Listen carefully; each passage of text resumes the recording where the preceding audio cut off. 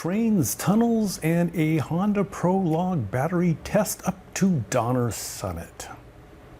Hello, I am Kevin Canals, and we purchased a 2025 Honda Prologue all-electric vehicle, and we do like to go up to the snow during the winter, but I kind of wanted to know what the car was going to act like in terms of the battery range, and I know it's going to be different during the winter because it's colder, but we still kind of wanted to get a feel for what it was like. So we decided to plan a trip up to Donner Summit to hike through the old abandoned railroad tunnels and snow sheds to get to the other side, the east side, where the tunnel comes through underneath Mount Judah.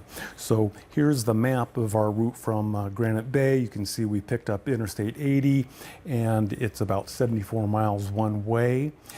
6,800 feet elevation gain over those 74 miles. So it's quite steep. Now, I charged the Prologue to 100% the night before, so we had 323 miles of range, but that doesn't really mean anything when you're going up such steep hills. When we got to Donner Summit, the parking lot right in front of the tunnel trail, it had consumed, or it was efficient to 1.9 miles per kilowatt hour. So the average is about 3.2. So you can see that it was really using a lot of the energy. And at the parking lot, we had 61% of the battery left. So it's a 85 kilowatt hour battery. So, we consumed almost 40% of the battery over 74 miles getting up to the summit. Now, this is a map of our hike. So we were at the entrance, that's where we parked, and then you walk through the tunnels and the snow sheds and go all the way around to where the new tunnel, and this new tunnel was built in 1925. The original tunnels were abandoned in 1993, but the new tunnel underneath Mount Judah saved 1.3 miles of track and 132 foot of elevation gain. But because it is an old railroad grade, it's very easy to walk, and there will be a lot of people there, especially during the summer in the afternoon. So you can see this is what you come across when you're going to start on the hike. And I just, I collect some of this history stuff, and this is an image for Harper's magazine, I believe it was, when they were building the Transcontinental Railroad laid out by Theodore Judah. And so the longest tunnel, tunnel number 6, took 2 years to complete, primarily with Chinese immigrant labor.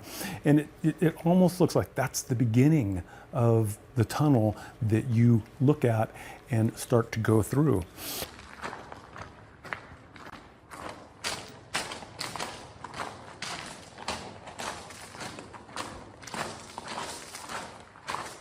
Now, I'm sure probably the tunnel has probably been increased. There's probably been some work on it, but going through the first part, it's just solid granite. You can see that they chipped through and blasted.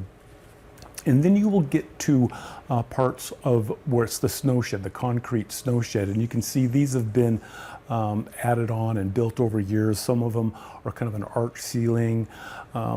Now, originally, the snow sheds were all wooden, but they would catch on fire from the embers of the steam trains, so they were always replacing them. So over time, they put those snow sheds into concrete. And so you can see how this one has a little bit different roof than the previous one. When you get through the tunnels, and it's probably about 1.5 miles of the tunnels and the snow sheds, maybe 2 miles, get a beautiful view of Donner Lake on the other side. Then as you keep walking, you kind of walk down the trail 1/2 mile or so, and you will get to where the tunnel underneath Mount Judah comes out on the east side of the mountain.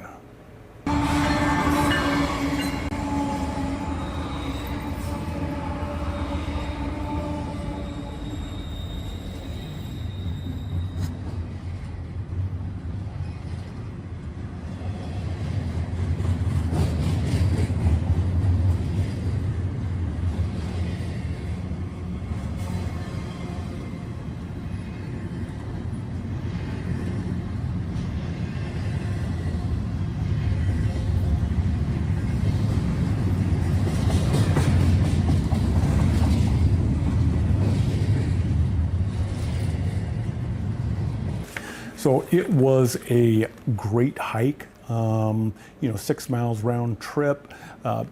Make sure you bring, flashlights, because some of the tunnels and the caves are quite dark. A lot of times there's a lot of light that comes through, but if it's kind of overcast and there's not a lot of sun, it can be quite dark, and there's some rocks you don't want to trip. So we left on our summit and got home, and the round trip was 147 miles, and the average kilowatt usage per mile was 3.2, which is normal. Going down, the 74-mile trip down, 9.3 miles per kilowatt hour. So, obviously we're just kind of gliding. Now, I am using one pedal driving in the car, and I think on the way down I just put it on cruise control and set it at 65. When we pulled into the garage right here, the carport, not the garage, 52% was what we had in the battery. So we consumed almost 40% going up there, and because of the regeneration from the 2 electric motors coming down the hill, we only used 9% of the battery coming back. So that was fairly significant in my mind, that how the regenerative braking properties work on the Honda Prologue and many other. This is a GM platform, so it's probably going to be the same with the Cadillac Optic or the Chevy Blazer as well. So overall, I used 40.8 kilowatt hours, and that averages to 3.6 miles per kilowatt hour. So I think that's relatively efficient. So we should do okay this winter. I'm sure the range and the consumption will be a little bit higher because we have to heat the cabin, maybe going a little bit slower. But we know that we can get up to Donner Summit and do some skiing, do some snowshoeing, and return without having to worry about getting a charge.